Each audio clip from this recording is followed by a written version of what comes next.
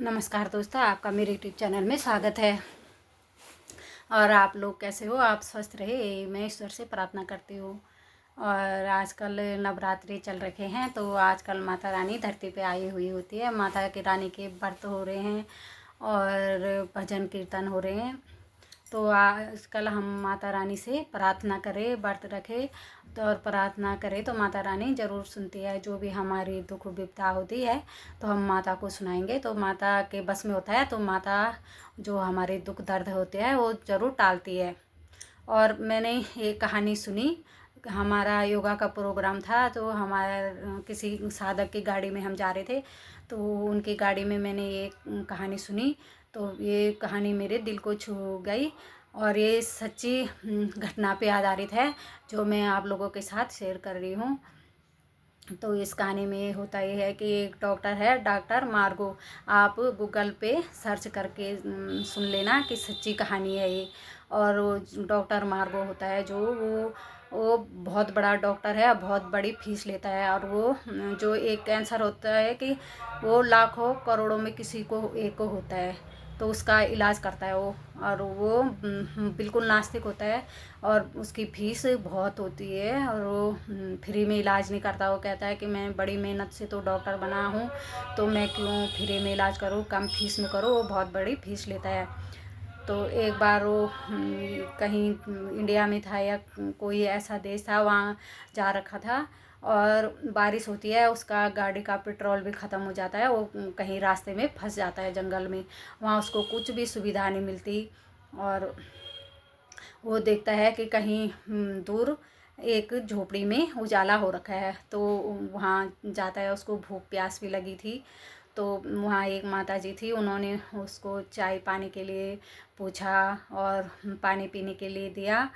तो उसको बड़ा सहारा मिला और वो बैठ गया। तो मतलब उस माता जी का प्रार्थना का टाइम हो गया, तो उन्होंने माता जी ने कहा कि आप भी बैठे और प्रार्थना कर ले। उसने वो चिढ़ गया, उसने कहा ये प्रार्थना वरार्थना में क्या होता है, तुम मेहनत करो, ये करो, और प्रार्थना में क्यों अपना टाइम बर्बाद कर रहे हो, मेहनत कमा के खाओ।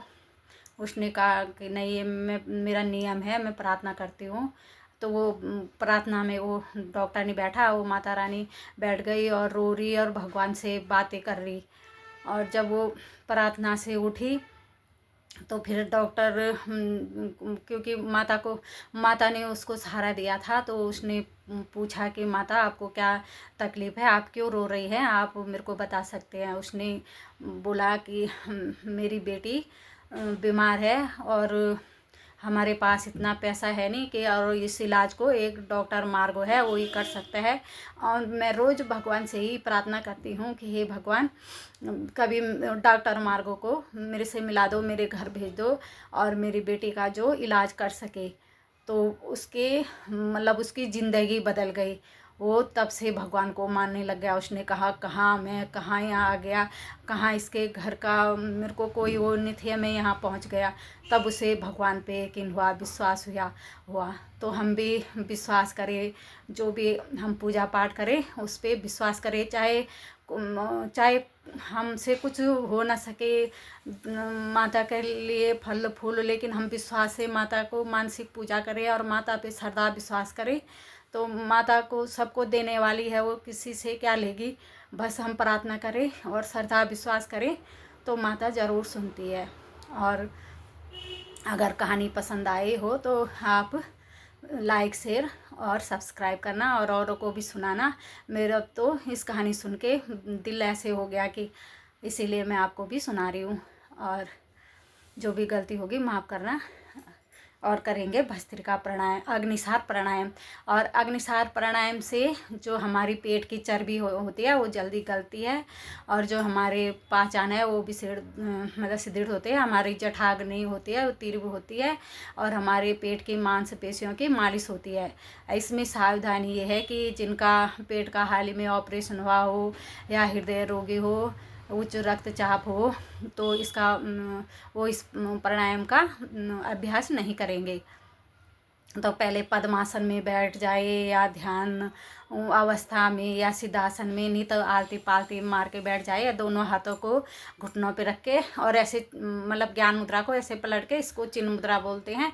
चिन्ह मुद्रा में हाथों को रख ले और कमर गर्दन सीधी रखे और पूरा सांस को अंदर भरे, फिर मूल बंद लगाए और फिर धीरे धीरे श्वास को बाहर निकाले और पेट को ढीला छोड़कर बाहरी कुंभक में सांस को नाभि से लगाएं, फिर बाहर छोड़े, नाभि से लगाए बाहर छोड़े और इसकी गिनती ऐसे करें कि आज मैंने कितना करा, कल ये कितना बढ़ा।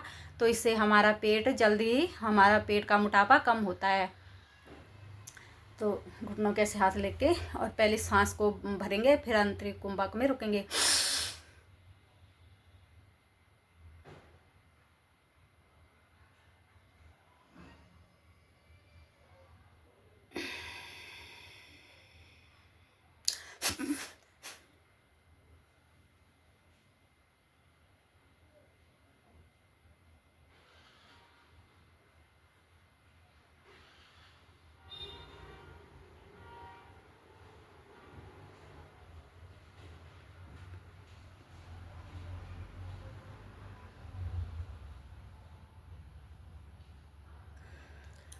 ये एक आवृत्ति हुई, ऐसे ही 2 आवृत्ति करेंगे। पहले इसको कम करें और धीरे धीरे इसको बढ़ाएं, तो इससे हमें जल्दी ही लाभ मिलता है। और इसके हमारी सभी 5 अंगों की मालिश होती है और जो हमारी कब्ज होती है वो भी टूटती है, कितनी पुरानी कब्ज हो वो भी टूटती है और सामान प्राण जो है सक्रिय होते हैं। और वीडियो पसंद आए तो लाइक शेयर और सब्सक्राइब करना और धन्यवाद। आप सुखी रहे, स्वस्थ रहे, यही मैं माता रानी से प्रार्थना करती हूँ। आप भी एक दूसरे के लिए स्वास्थ्य की प्रार्थना करें। धन्यवाद।